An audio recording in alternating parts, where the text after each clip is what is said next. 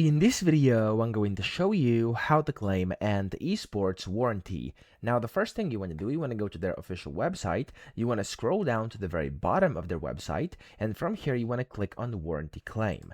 Now, when you do that, you want to click on claim your warranty, which is this button over here. Of course, you can read all about it here if you want to.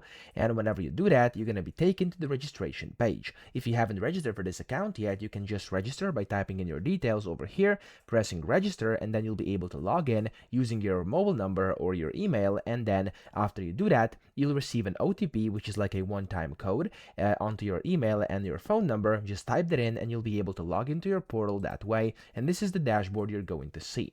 Now from this dashboard, you want to click on create new claim over here. And from that, you can go and first select your brand. So of course, select the one you have and esports. You can select your product category. For example, I'm going to do chair. And then here you have to select your product. I'm going to select this one, for example. And here you'll have to basically type in the serial or a batch number of product. Okay. So here it's going to show you where it's usually located if you hover over it. If you can't find it, just Google it. Usually it's very easy to find it. Then you have to type in your purchase date as well. The copy of your invoice, you basically have to take a picture and then just upload it in here.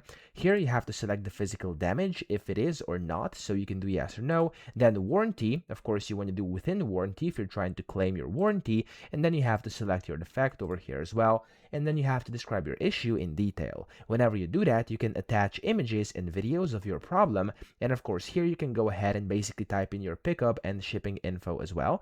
And whenever you do that, you're basically good to go, and you can go ahead and just submit your warranty over here. And of course, it's going to go through and they'll get back to you on your warranty request. So that's how you do it. I hope this video helped you out. If it did, please subscribe to the channel and help me out as well.